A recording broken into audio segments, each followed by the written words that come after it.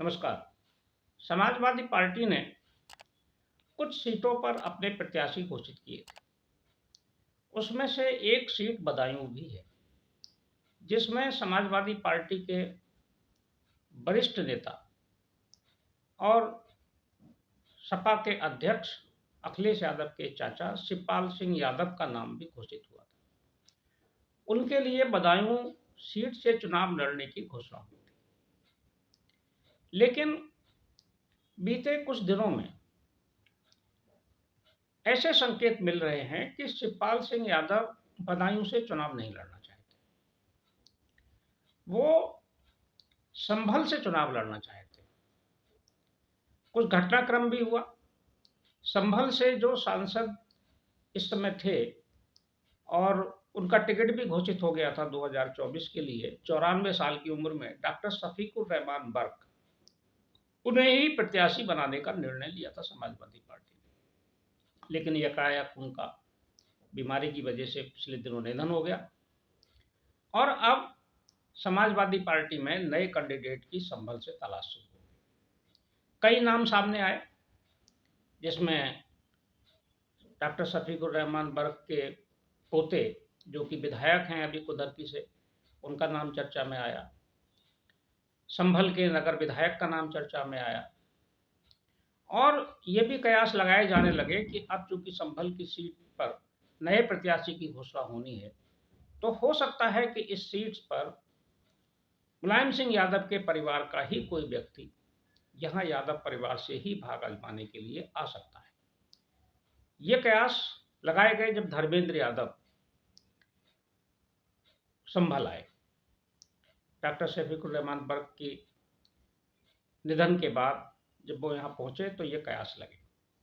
लेकिन अब कयास ये लगाए जा रहे हैं और ये चर्चा है, कयास नहीं लगाए जा रहे, ये चर्चा है और बहुत तेज चर्चा है। समाजवादी पार्टी के सूत्रों में भी इस बात की चर्चा है कि शिवपाल सिंह यादव बदायूं की बजाय अब संभल से लोकसभा चुनाव लड़ना चाहते हैं।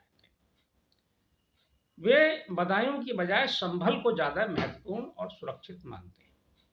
संभल का इतिहास भी ऐसा ही रहा है कि ये समाजवादी पार्टी के अनुकूल सीट रही है, इसलिए शिवपाल सिंह यादव यहां भाग्य आजमाना चाहते हैं। संभल सीट पर मुलायम सिंह यादव 2 बार सांसद रह चुके हैं। इस परिवार ने यहाँ का प्रतिनिधित्व किया है। 1998 और 1999 में मुलायम सिंह यादव यहाँ से सांसद चुने गए थे।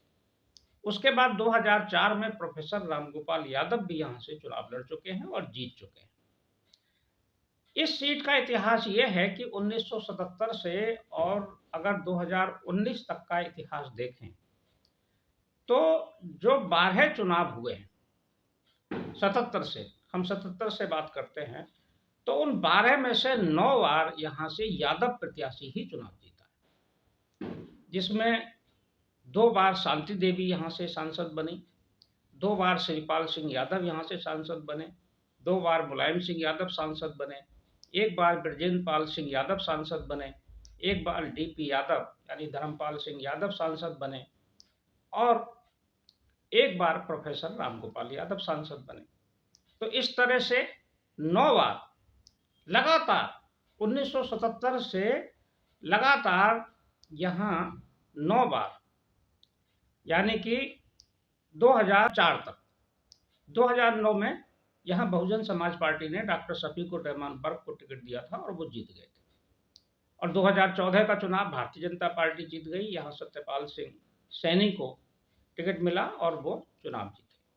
2019 में डॉक्टर शफीकुर रहमान बर्क फिर समाजवादी पार्टी में आ गए। पहले भी समाजवादी पार्टी में थे और उन्होंने चुनाव लड़ा और 2019 में वो जीत गए। तो 77 से 2019 तक केवल 3 बार ऐसा हुआ है जो गैर यादव यहाँ से सांसद चुना गया, जिसमें 2 बार मुस्लिम और 1 बार सैनी।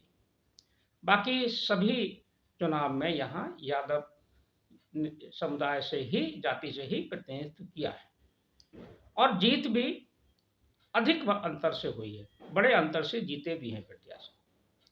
तो इसलिए भी ये सीट समाजवादी पार्टी को ये लगता है कि उनके लिए ये सीट जीतना आसान है और शिवपाल सिंह यादव को भी लगता है कि ये सुरक्षित सीट है, इसलिए वो यहाँ चुनाव लड़ने आ सकते हैं। इसकी पूरी संभावना है। शिवपाल सिंह यादव अगर चुनाव लड़ते हैं यहाँ से, उनका नाम घोषित होता है, तो एक संकट समाजवादी पार्टी का ये भी दूर हो जाएगा कि डॉक्टर शफीकुर रहमान वर्ग के उत्तराधिकार को लेकर जो समाजवादी पार्टी के नेताओं में, संभल में जो आपस की खींचतान है और जोड़-तोड़ है या जो विरोध है, वो सब समाप्त हो जाएगा। जो गुटबाजी है वो भी खत्म हो जाएगी। सारे लोग मिलकर उनका चुनाव लड़ाएंगे। और वैसे भी संभल सीट के जो विधानसभा क्षेत्र हैं, जो 5 विधानसभा हैं, उनमें असमोली विधानसभा क्षेत्र में यादवों का बाहुल्य है, यादव बाहुल्य है। संभल में भी यादव हैं, मुस्लिम बहुत ज़्यादा हैं। संभल लोकल सीट पर यादव भी हैं।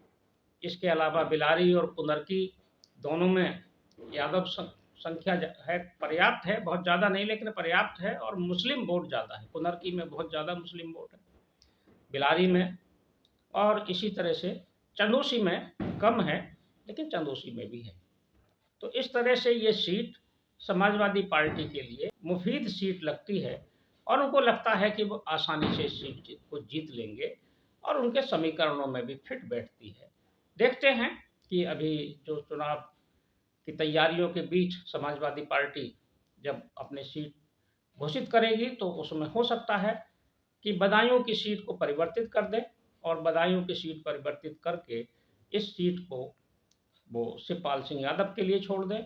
और बदायूं में जो संभावना व्यक्त की जा रही है कि धर्मेंद्र यादव वही फिर से चुनाव लड़ेंगे। धर्मेंद्र यादव का नाम एक बार फिर चर्चा में आ गया है, क्योंकि आजमगढ़ और कन्नौज से दोनों जगह से अखिलेश यादव के चुनाव लड़ने की चर्चा है कि अखिलेश यादव आजमगढ़ से भी चुनाव लड़ेंगे और कन्नौज से भी चुनाव लड़ेंगे। मैनपुरी की सीट पर जैसे पहले डिम्पल यादव ने चुनाव लड़ा था, तो डिम्पल यादव ही प्रत्याशी होंगे, ये संभावना है, ये कयास है। लेकिन कल तक इन पर काफ़ी कुछ स्थिति स्पष्ट हो जाएगी।